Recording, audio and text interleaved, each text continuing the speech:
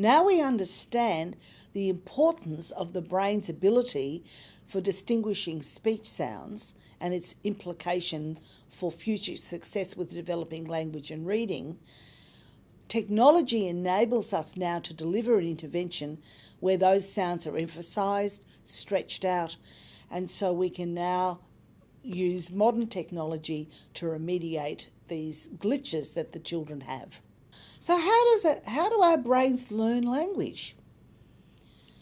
When we think about it and we observe children, we see that children will learn the language that they're immersed in, the mother tongue. But at birth, the brain is completely plastic, and the brain can learn any language in the world. So the brain is ripe for being stimulated with language. So a small child will babble when they're tiny. They'll coo and goo and ah and ga, and that's pre-language.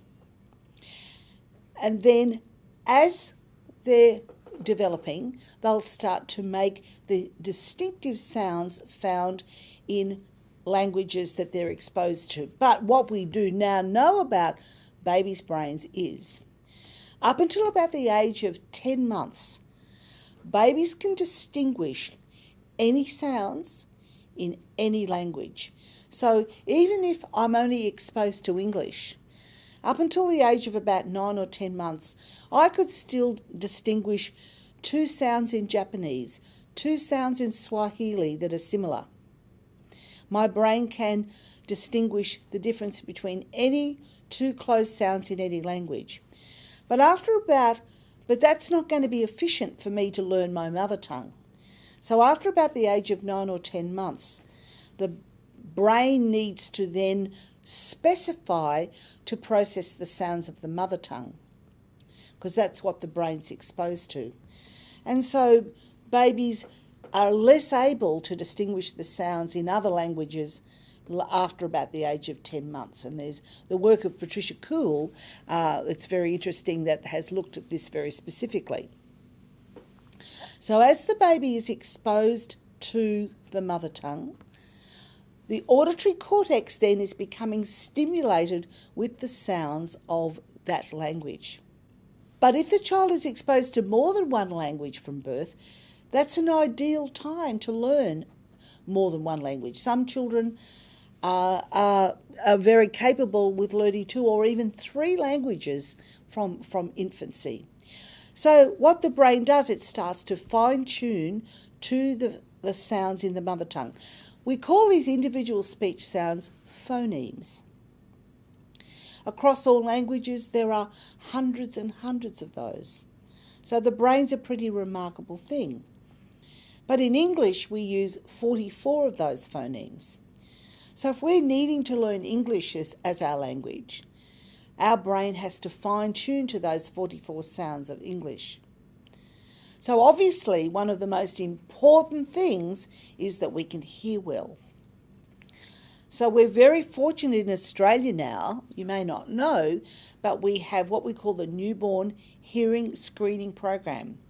So every baby born in Australia today in a hospital has their hearing checked before they go home. And you might wonder, how can we test the hearing of a baby? So what they do is the baby can even be asleep. So they just put a little probe into the ear and they produce a sound.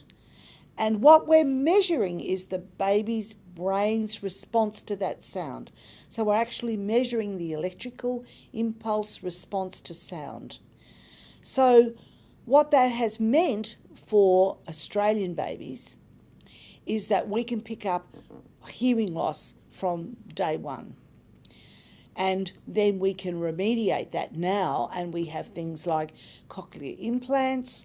So we really have revolutionised the management of children with hearing loss. This technology won't pick up subtle hearing loss, but it will pick up severe hearing loss. Now, the other thing that can happen to small children, we know that their ear structures are very small. So it doesn't take much for the ear, particularly the middle ear, to fill up with fluid, and we know children are very prone to ear infections.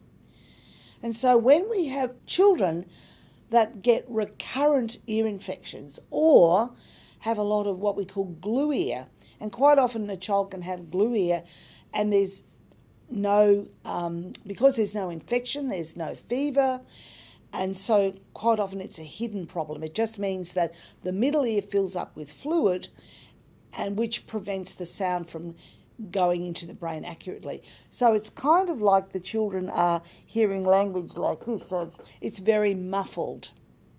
So when that happens, the auditory cortex can't be stimulated with clear sounds. And so this then interrupts the whole auditory processing system, so the brain's ability to distinguish between sounds is impaired. And we know that those children often have very slow language development until the hearing problem is corrected, and then they sometimes can go on to have problems with reading and spelling.